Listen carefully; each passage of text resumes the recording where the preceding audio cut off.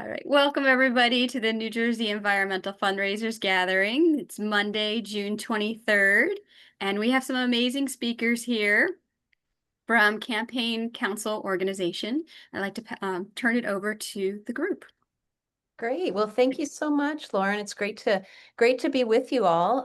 Thanks so much for being here with us, either live or watching this recording later on as we think about crafting a donor-approved case for support. So Kevin and I are partners with campaignCouncil.org. We are a nationwide capital campaign planning and management company. And so drafting campaign cases for support is an important part of what we do every day.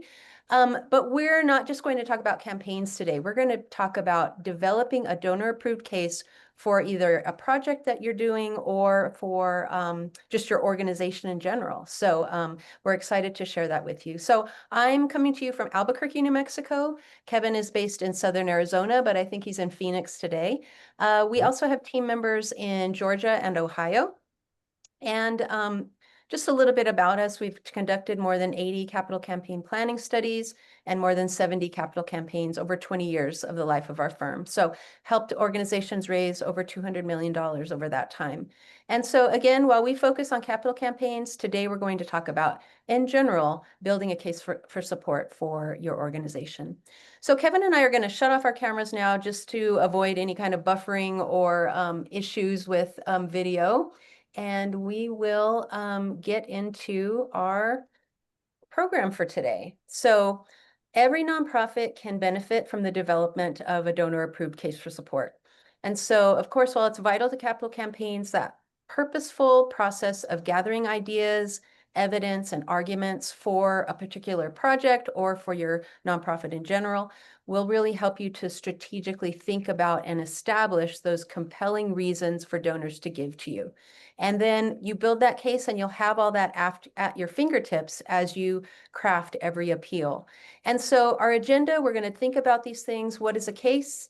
Building your case, the elements of a case, and then case-based appeals. So Kevin's going to start us off with what is a case for support. Thanks, Melissa. It's an authoritative document, but it's an internal document. And we like to think of it as the foundation for your nonprofit's communication efforts that will move people to learn about, understand, and value, hopefully also, of course, give to your organization. Case for supports, they're long, they're detailed, they are designed to house all of the information and evidence you need to tell your story through external communication vehicles, like if you're making brochures or designing websites or slide decks, etc. We like case for supports to be clear. They need to clearly communicate your mission, your needs, and demonstrate how addressing those needs will ultimately benefit not just your clients, but the community and or communities that you serve. The key elements which we're going to start digging into include your nonprofit's all of your history, the catalysts that got you started, your development and or growth through your years of being an organization, and a clear vision that identifies the specific needs you have to move your organization forward. The very best case for supports, will they weave together the image of your nonprofit, its roles in the community, and how fulfilling that role and or expanding it benefits your constituents, and like I said, your communities that you serve as well. Let's go ahead and start thinking about, let's start talking about how we can think like an investor, or at least treat our donors that way. Your case for support, think of it as an investment strategy. It needs to outline your potential donors' return on their investment. So whereas a good investment strategy doesn't focus merely on the needs of your nonprofit, like we need more shelves to store more food if you're a food bank, but rather your case for support is going to focus on how investing in your nonprofit will benefit the investor. So, sticking with the food bank example, if you give $20,000, that's going to help us buy a new shelving unit, one that holds 1,000 pounds of food instead of the shelves that we have right now that only hold 200 pounds of food. And that additional capacity will help us nourish 50 more families every week. So there we've kind of quantified everything that their investment's going to give them: shelves, food, family. And then this really resonates with the potential donors' interest in where do they want to invest their philanthropic dollars. We want your potential donors, our potential donors, to know what will improve if your project or when your nonprofit is successful. So in this example, fewer families go hungry, but it goes well beyond that. 50, let's say if 50 more families will have children who can start their day with a full stomach, which means that they will be better prepared to learn, to get good grades, to graduate, you know, everything else that's downstream from there. So this strategy, thinking like an investor, helps you concisely make a passionate argument for your nonprofit that demonstrates how the donor's goal or investment benefits your constituents and or your communities. You want, of course, their emotional investment too, but please, within your case for supports, it's don't make it a sob story. I mean, so often we're used to looking at like the ASPCA, the American Society for the Prevention of Cruelty to Animals. Their commercials are just all about these terribly sad images. That works for huge audiences because you're just trying to get, 20, $50 out of each donor, but less so for nonprofits that are looking for more substantial gifts.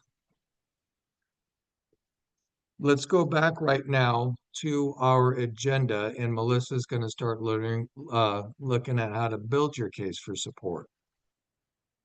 Yeah, so when we think about building a case for support, we think about number one, enlisting help, two, getting outside perspective, and three, solidifying your image. So let's talk about enlisting help. The case for support is developed through a sharing of ideas with multiple audiences. So you're enlisting help from your internal staff, along with community leaders and donors. So you're not just creating this solo. Nobody's just sitting in a room saying, I'm going to create a case for support. You really want to enlist the help of all the people around you to get that outside perspective. So cases are often generated during a capital campaign feasibility study, which is when we generate them. And that's when donors and community leaders are really asked for their perspectives on the organization and on its project during one-on-one interviews.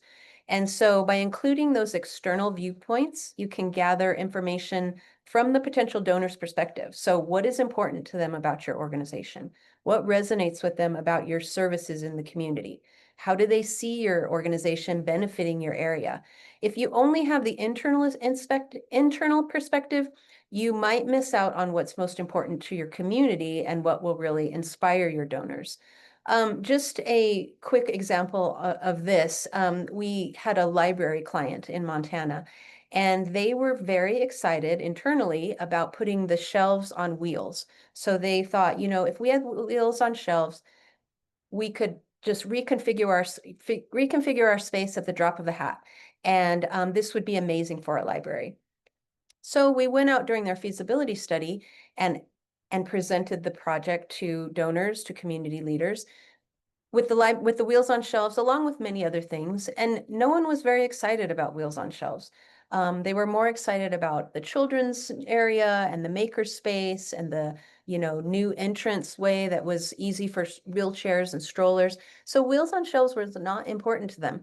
And so in the case, while wheels on shelves was still part of their project, it wasn't something that we focused on as, a motivator for donors. So just a good example of how you might learn things that internally you think are great, but externally they're not as exciting to your donors as you might think. And as we go forward, we're going to talk more about how you can do this kind of work outside of a capital campaign feasibility study. So we'll get to that in a second. But finally, solidifying the image. So through this kind of strategic process of building the case, you can get that external and internal input on your image, on your role in the community, on how you benefit the community, all of those things. And then all these elements become key parts of your case for support. But it's important, again, to gather all those from throughout your community as you go forward. I just want to talk a little bit more about capital campaign feasibility studies and how they're structured so that you'll have this background to carry forward when you do this on your own. So you can go through this process on your own to create a case following what we do with feasibility studies and capital campaigns. So at its most basic, these are the things that a nonprofit, often with the help of a consultant, will do to plan for a capital campaign and determine the feasibility of the project. So it's the donor approved case that comes out of this feasibility study work. So just the basics, develop a list of people to interview. So that's the nonprofit's board, its top donors, its involved volunteers, community leaders, philanthropists. Who are the people who really love you and should be informed on this next big step for the organization, along with those who you know should just be informed about the project? And this is specifically for a capital campaign project. Number two, you're gathering input. You're interviewing these folks one-on-one. That's typically what a consultant will spend most of their time doing, meeting face-to-face, getting feedback from donors, community leaders, and then asking those questions to determine the level of support for the potential project. And then assessing the findings. What are the themes that are rising to the top? What surprises us about what people have said? What verifies what we already know? And then how much support is out there for this particular capital campaign project? So that's kind of what a capital campaign feasibility study looks like. And so following a similar process, these are the steps that you can follow to create your own donor approved case for support. And we'll get into each of them. I'll just name them off now. Assemble an input group, gather data, develop interview questions, interview, write, revise, share, and then use the case to craft messages and revisit as needed. So I'm going to get into each of these pieces. So assemble an input group. So this input group includes the people who you are going to interview about your organization to help you develop this donor approved case for support. So this is 10 to 15 people from inside and outside the organization who you will interview and who will help provide input for the case during its development. So look at board members, donors, staff, volunteers, and even nonprofit or community leaders. Just think about a group that you can rely on to either interview with or who might even help you in developing this case. Again, a case shouldn't be a solo endeavor. If you assign one person to create your case, that will limit you in what you create. So assemble this group who you'll be counting on to share that feedback. And then gather the data. So gather all historical, organizational data, program data, funding priorities, cost estimates, strategic plans, mission and vision statements, any surveys that you've done with your constituents or your visitors, if you're a membership organization, anything that will add evidence and help shape kind of the bones of your case. So you want to have all of this on hand for this case development process. This will be different for everyone. You might already have all of this right at your fingertips, or you may need to spend some time really gathering this information all into one place. So assemble your team, gather your data, interview. That's your next piece. And this is really the piece that's going to take the bulk of your time. That you're going to interview that input group, that 10 to 15 donors, boards, staff, volunteers, community leaders that you assembled in that first step. So be sure that this list includes some of your most engaged donors to help you uncover their views on your leadership, on your mission, on the services that they love, why they support you, all of those things. You want to get their perspective on why they give and why you are one of their top nonprofits.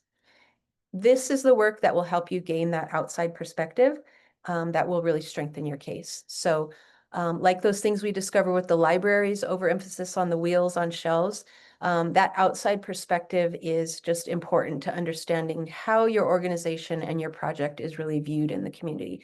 And you really can't get that any other way except by asking.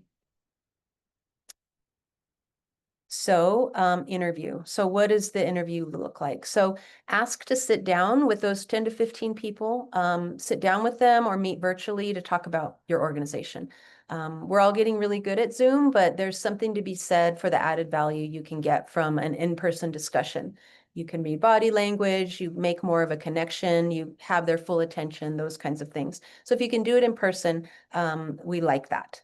If you're, and you're really just looking for an opportunity to start a discussion.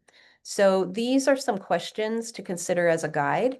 You know, a great discussion might be launched from asking just one discussion or one question. So, you know, you don't have to worry about getting to every question every time. So questions to consider: what are the strengths and weaknesses of the organization? How are we seen in the community? How is our leadership viewed? Why do you support us? What about our mission is important to you? Do you have any concerns? And then what is the most important service that our organization provides? So in getting your donors, your leaders, your board members' feedback on your organization and how it benefits the community, various themes are going to rise to the top. And then you can look at those and see how can we weave these into our case for support.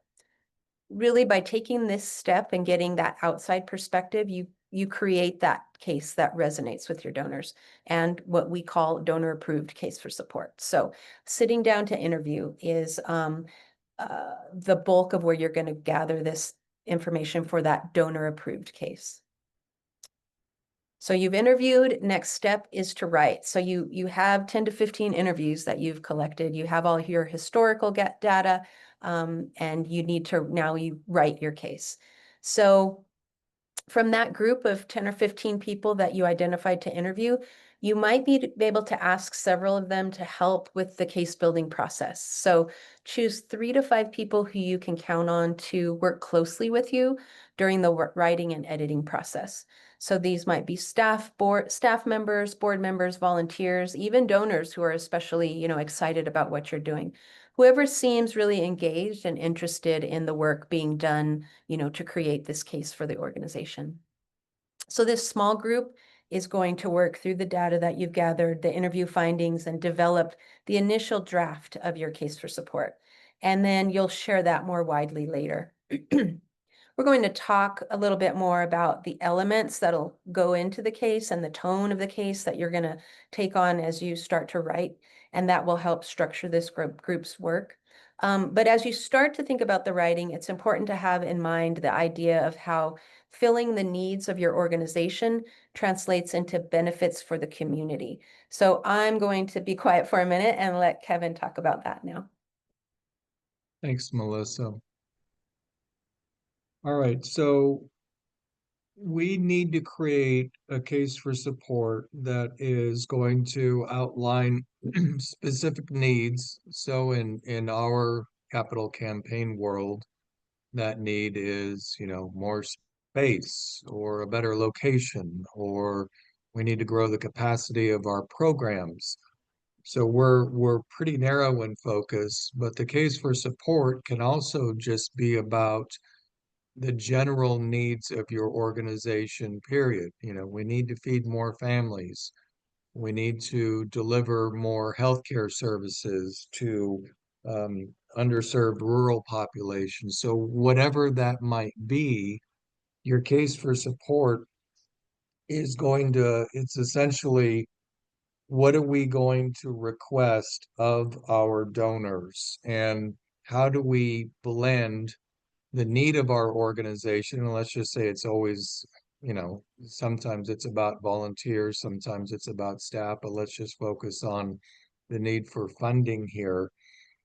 How that need, again, translates into benefits. And so we're going to give you a couple of examples of how this is played out for us with some clients. So Kentucky had a client out there that had a real big problem because an ice storm a late spring ice storm had fell a tree onto a housing unit that housed at-risk teenage women. Completely destroyed the house, and thank goodness no one was hurt. But rebuilding the house was going to cost north of $2 million for them to do that. So that's the Kentucky client. Another client out in Melissa's home state was a food pantry in New Mexico. This ministry literally started in a church closet and then evolved into becoming a lifeline to over, I think it was like 1,500 people they were serving every week. But, you can't do that out of a closet, and nor can you really do that for any period of time out of a church, which is still what they were doing. They were literally converting their church hall every week into a food pantry. And so their setup and tear down time for volunteers was, I don't know, 2 or 3 times longer than they are actually open for food distribution. And they knew, this just flat out is not sustainable. What would it cost us to build a new pantry to better serve? And that was in the $3 million range. So both organizations had needs that could be quantified. In Kentucky, an ice storm left 30 young women sleeping on cots in the gym. And these ladies had horrific pasts of abandonment, sexual and physical abuse, and/or drug addiction. And due to the accident, they had lost the only home that made them feel safe.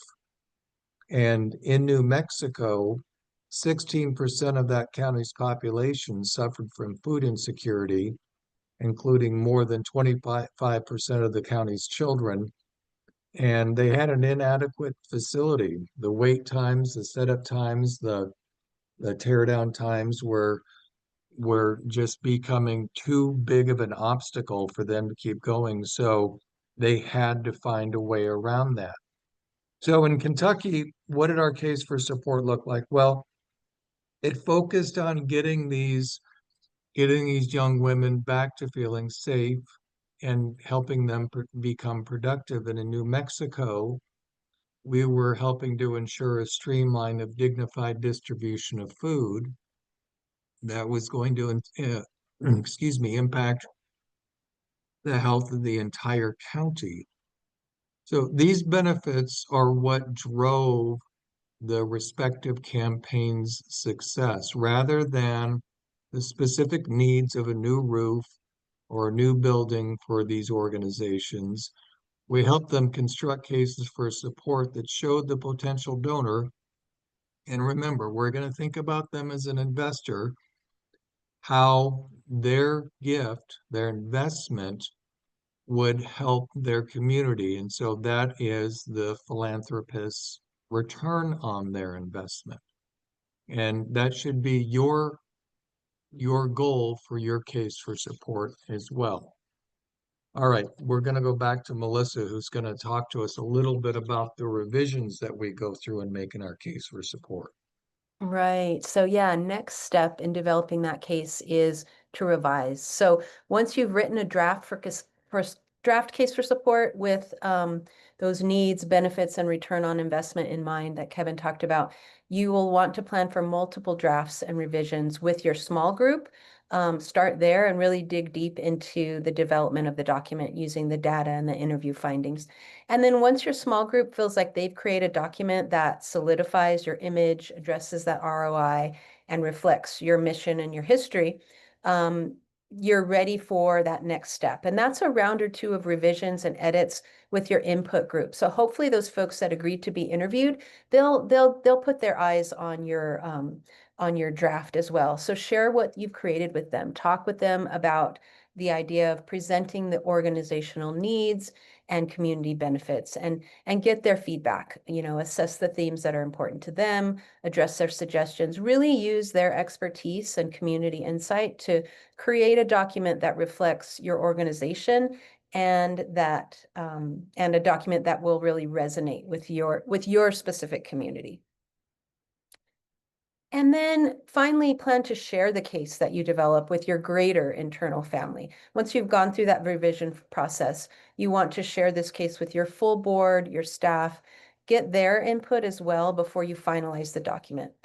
That's going to allow you to build buy-in across the organization for your case. Everyone should know and understand and support the needs, the benefits, the ROI that you've identified and included in your case. So important to share that. Building this buy-in should also allow you to generate excitement about what you're doing, about what you do as an organization, about how you're tackling your mission and advancing your vision, and really gain new enthusiasm for all of that by taking this kind of deep dive into who you are and what you're doing. And so we've talked about what it's going to take to build your case for support. Let's get into the details of the document itself with Kevin. As we've said, the case for support for a campaign is a long document that touches on all the pertinent elements of a solicitation for that campaign. But it can also be used as a general document for your nonprofit looking to organize its communication and its overall fundraising efforts. These are the elements that I want you to include in all of your case for supports. And as Melissa and I will get into in a little bit, those of you that are familiar with, let's just say, the grant writing process, you're going to see just about every single application is going to touch on all of these points. So think of your case for support as your repository for everything that you need to pull from in order to write a grant or make a great solicitation of somebody. So, overview. What is your organization? Why was it formed? Who does it benefit? And again, that ROI. How are you moving the needle for the for in in we've got a client out in Ohio that's an environmental organization, actually in one in Arizona as well. And their impact is looking out, 2 and 3 and 6 generations out into the future about preserving these wild lands for future generations to appreciate. So sometimes our organizational our organizational um, case for support is going to go well beyond even our lifetime. So that's the overview. Then, of course, you've got your mission and your vision statement. Who are your board members? What kind of background does your administration have? And then what is your current challenge and or situational need? Again, if it's just a general case for support, it's not campaign specific. Your needs are raising funds just to keep your organization going and keep your programs going and keep your vision moving forward. Or, as again in our world, it can be for something extremely specific. And then what are your solutions? How are funds that are donated to your organization going to move your mission forward? And benefits, again, coming back to the investment scenario of your return on investment. What is your budget? And in a campaign world, that's $2 million, $10 million, $500 million. But if it's just for your annual operating overhead, that's your budget. And then more specific to campaigns that have a uh, a one need benefit target is your timeline. And the reason that you want a timeline is because you want to know when this is going to end. You want to hold yourself accountable to it. You want to hold your donors accountable to it. And then finally, we always want a summary statement, and that is always the best time to just talk really big and beautifully and at times emotionally about what it is that you're doing, what is your vision, and why are people or why should people really care deeply about what it is that you're doing. All right, let's talk a little bit about tone and approach of your case for support. We, well, they can be written in first person or in third person, although we believe that writing in third person gives your case for support a more objective tone. Many nonprofits err uh, err by focusing too much of their case, as we've said before, on emotion. The communications that stem from the case for support may take a more emotional tone sometimes, but the case itself, the majority of your copy is going to be focused on the need and the benefit. Remember, what is the investment that you're looking for? The donor's return on investment is in helping your nonprofit to realize a solution. So you can use emotion to get their attention, to do your storytelling with, but please use facts and figures to actually get them to see what their gift is going to do for you and for your constituents. Case for support, again, it's not intended to be a standalone external document. It's not something that you hand to a potential donor and say, hey, read this. Because, I just finished up a case for support for let's go back to that environmental group out in Ohio. I think their overall case for support was like 30 pages long. And that's because they had some sustainability projects, they had some entrepreneurial projects, they had some reforest, they had so many things going on. And we wanted it all in one place. We wanted one place to go to grab whatever relevant information we needed, and we knew it was going to be there. So this is not an external document. It is the building blocks for your newsletters, for your brochures, for your grant applications, for your video scripts. As I said before, it's a depot of information that can always be pulled from depending on what exactly it is that your nonprofit needs at the time. So if you need to write a grant, the information is there in your case, and it can be literally cut and pasted into the grantor's foundation into the foundation's grant request information. Of course, you're going to want to weave in their their points of interest and their giving interest, but literally that information is always going to be there.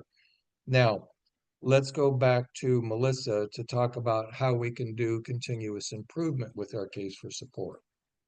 Right. Important to think about this. So revise. So of course, we talked about sharing multiple drafts with your various groups. Also, you may have to pivot at times. You may have to add or subtract to it. You might go through a strategic planning session and realize that you need to, update your case. So as you do those things, continue to add to your case and then share continually with the folks that you can count on to help you, and continue to incorporate their perspectives to help it continue to hit home with the widest audience. So if you need to make changes, if you need to add, continue to share that with folks to get their feedback. We really had to go back to cases during COVID to address that reality. We had a campaign going on during the pandemic to build a radiation treatment center in a rural area of Washington State, where people had to travel an hour to 2 hours each way to receive daily radiation treatments. So that became even more of a challenge during the pandemic when people who might have used a rideshare bus, were worried about doing that during COVID. So we added, paragraphs to their case addressing those added impacts of COVID-19 on their situations and, further highlighting that need for local treatment. So continue to revise as things change and then share. Use the process as developing and revisiting the case to build buy-in, to continue to create your vision and your excitement for your organization. So hopefully this is something that, just keeps you and those around you excited about what you're doing. So what to expect from your case for support? So the case should answer many questions for you, for your team, and for your eventual audience. So what are you raising money for? If you're successful in raising those funds, what will your greater impact be? How will that improve your community? You should find all of those kind of answers in your case. And then your case should also define your purpose. So through the process of creating this document, you will further define your objectives and establish that clear vision for your organization. And again, help build excitement and buy-in internally and externally. So, this process should help, just you continually be able to define your purpose and be able to communicate it. And then finally, you should be equipped to communicate. With this centralized set of ideas, language, evidence for your organization, you are ready to go out and communicate in an organized and consistent and thoughtful way. Just if you're interested in seeing cases for support, samples, and these would be specifically for capital campaign projects, you can see those on our website, campaignCouncil.org/free-resources. This will show you how they develop their campaign cases and how they revise them during COVID. That's what these two articles provide. And so that is our elements of a case. Again, you can use this case as the backbone for your appeals, for other solicitation materials you need to educate and cultivate your donors and prospective donors when you're, making those strong fundraising asks. So I want to look a little bit at the appeals that you can create based on your case. So these are some of the materials you might create using your case. Appeals, your case will lay out all the aspects of your organization, but you of course can choose one of those that's particularly important to your, audience at that moment, who you're reaching out to for a specific appeal, and really zoom in on something important from the case for support for that group. So maybe it's data, maybe it's history, maybe it's impact, or you might lead them through a series of appeals that each, touch on different ways your organization is benefiting your community. So your case can really organize that all for you, so that when you sit down and start thinking about appeals, you can go to your case and have some good ideas there. You might use your case for a brochure. You can really, narrow down your case into that sort of background, challenge, solution, and really create, narrow that down into concise information for brochure copy. Newsletters, your case should really be a library of topics for your newsletter stories. Video, you can use the case to draft a video script that can, lay out your background, your challenge, your solutions, your impacts, all of those things. Website copy, social media posts, really there's elements throughout your case that are basically a library to pull from for social media posts.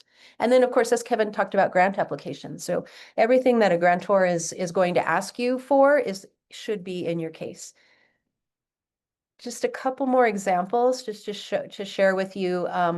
You can really use all the different parts of the case to inspire your messaging for your appeals, your newsletters, your posts. This is sort of from the food bank example that Kevin was showing, your background information, 40-year-old pantry, a lead organization in the region for addressing food insecurity. So you might use that. You might focus on the historic and the current work of the pantry and looking at that background piece. Challenge, you've outgrown your space.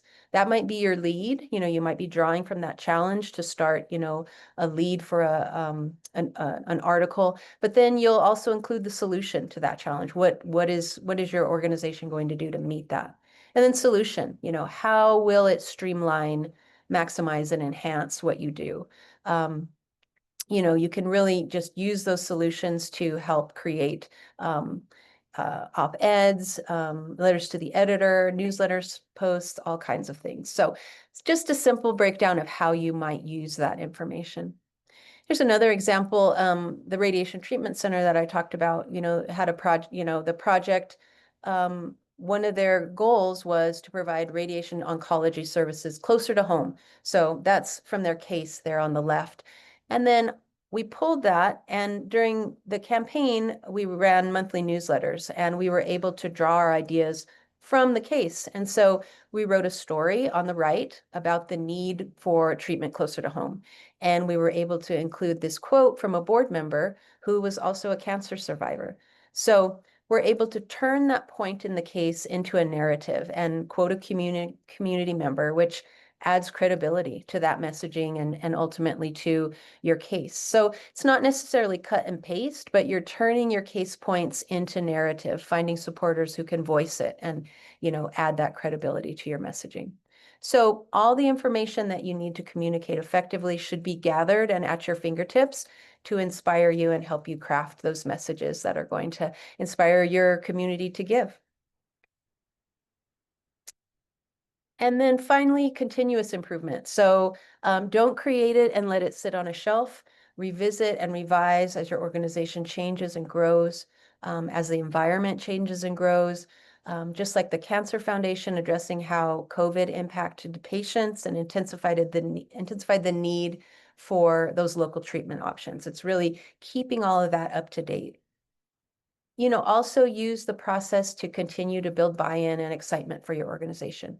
So if you're getting this document out often and reviewing it with your organization, it's going to put in front of you all of the good that you're doing and all of the lives that you're impacting and how your community feels about you, which should have a positive effect on how you feel about the work that you're doing.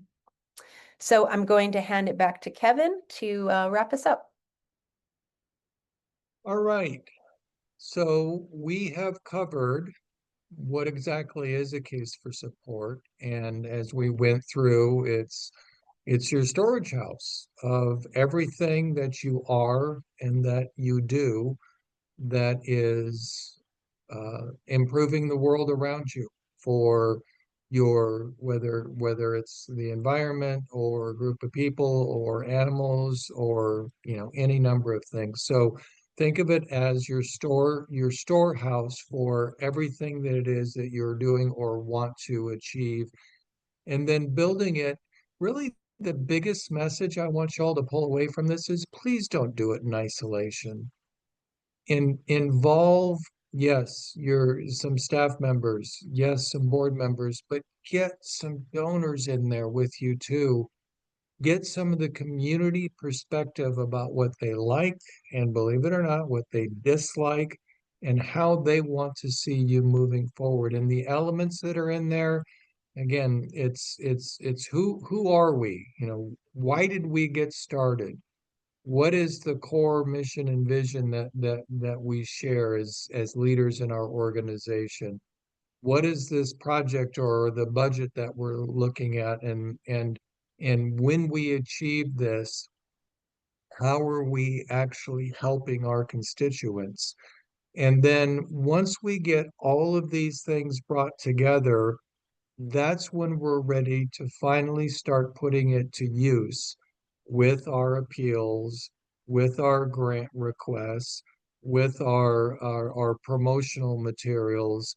And as Melissa said, once your case is kind of sat on your shelf for a year, you need to dust the darn thing off. You need to pull it out, and you need to start saying to yourselves, all right, it's kind of like those strategic plans that you put together and then you don't ever really look at again. It's not doing you a whole lot of good. You need to be able to go back, and one of the greatest compliments we get from working with clients. So when we're doing a campaign, we're building a brand new case for support from them because we've been pulling all sorts of information and preparation, during their campaign planning.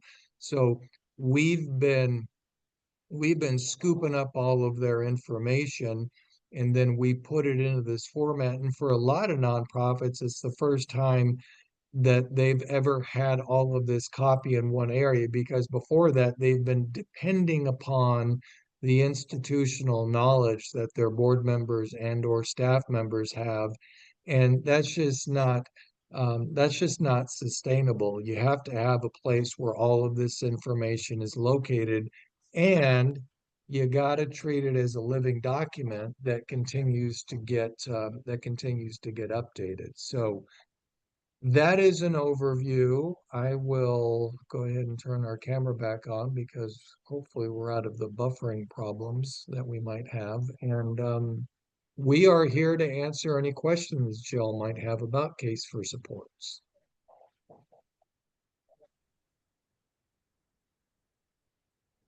Are there questions for Kevin and Melissa? I'll ask my usual one.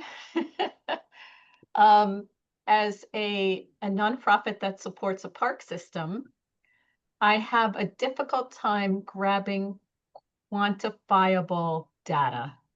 I don't necessarily see the people visiting the parks or, attending programs. I mean, I can certainly get, X number of children attended our field trips, but the overall benefit, I mean, we know the benefit of parks, we know the benefit of physical activity, et cetera, but that quantifiable data, other than us saying, well, 3 million people visited the parks in 2024, I don't necessarily have quantifiable data, and that's always my challenge, especially when I think about that I might be applying for a grant with my friends who are providing housing or providing food or those kinds of things. So any suggestions you have would be appreciated.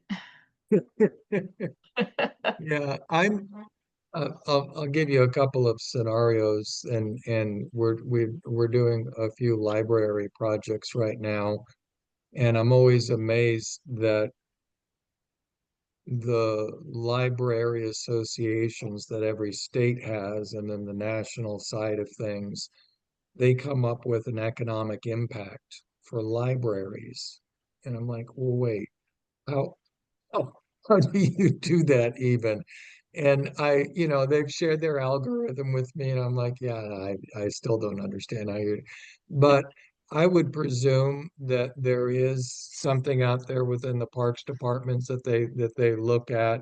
This is the bottom line impact that we make, the amount of money people save because the park's free, or the amount of, activities that are held out here, or the amount of money we save them from having to use some other pay-as-you-go system. The other thing that we see used in the library space is, what would your life be without it?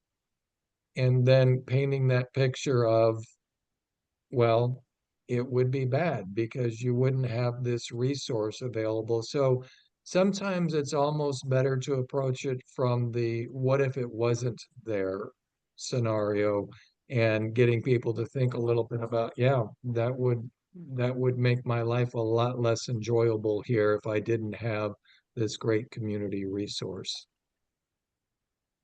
Yeah, and I would just say that is a challenge because, count, kind of being a count like you can have at a food bank, how many people came through.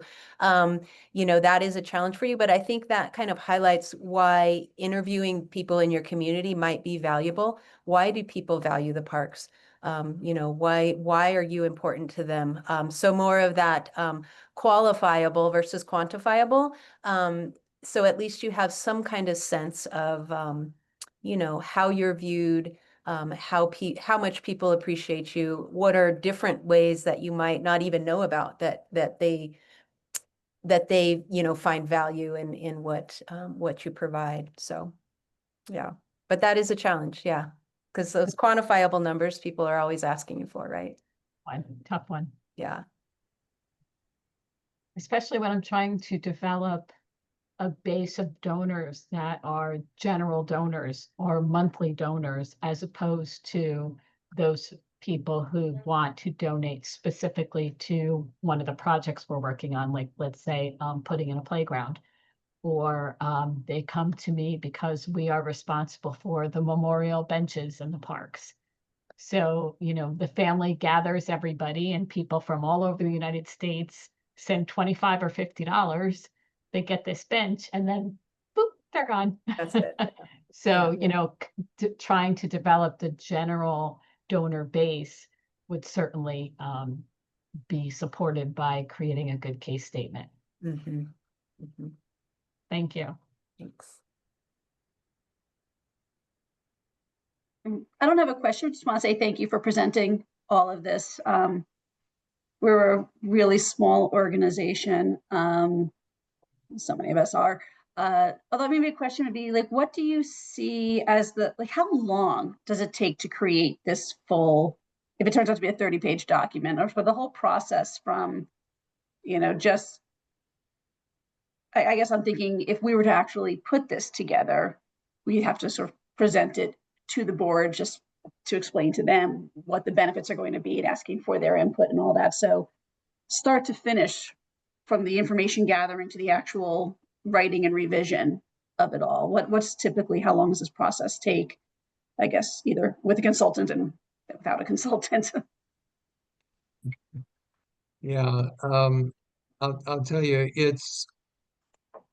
I'd give yourself 3 to 6 months to do it, and the reason that there's that much of a variance in there is because how many weeks are you in charge of your week completely, and something doesn't happen and it completely derails it, and now you're off your case for support for 2 weeks because you've gotten swallowed up by whatever else is there. The nice thing about bringing a consultant in is they'll that's their job, and they'll get it done for you in a month. But if you're doing it alone, yeah, I would say give yourself about 3 to 6 months to get it done. And you know what one of the hardest things that one of the biggest stalls that you're going to probably run across is trying to get in front of some donors.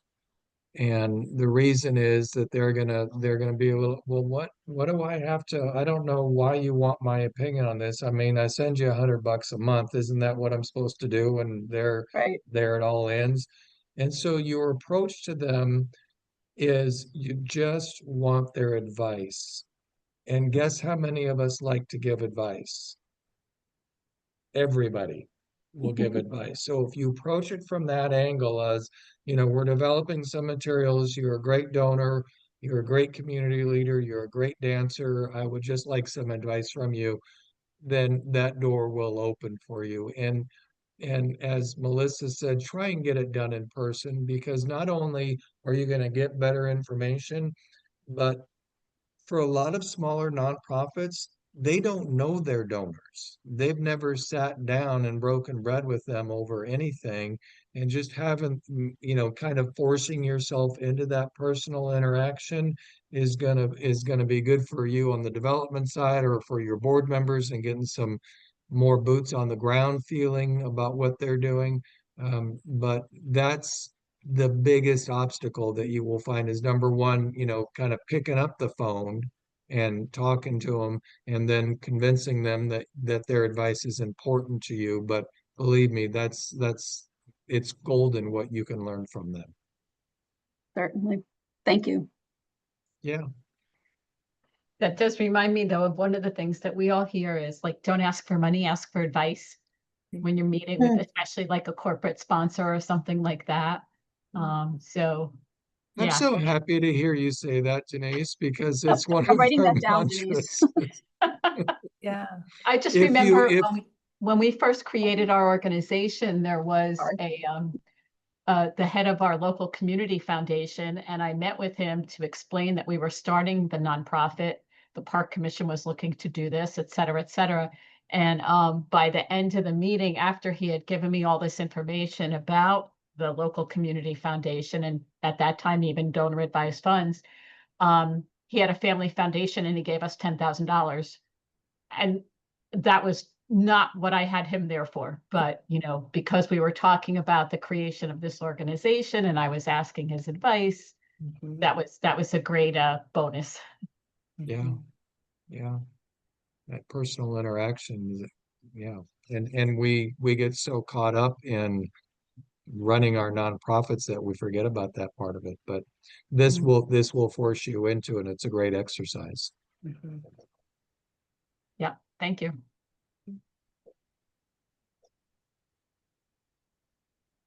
Well, thanks so much. If there's no other questions, we're happy to, if you, any questions come up, you're welcome to email us. And I know Lauren's going to share the slides with you all. So hopefully that can kind of give you an outline if you start looking at doing this. But yeah, we're always around. So let us know if we can help you in any other way. Thank you, Thank you so Melissa and much. Kevin. That was fabulous. So enjoyed having you. Well, Appreciate you. thanks for inviting us. We appreciate it. Everyone have a great day. Thanks, Thanks, you everybody. too. Betty. See Bye. ya. Bye.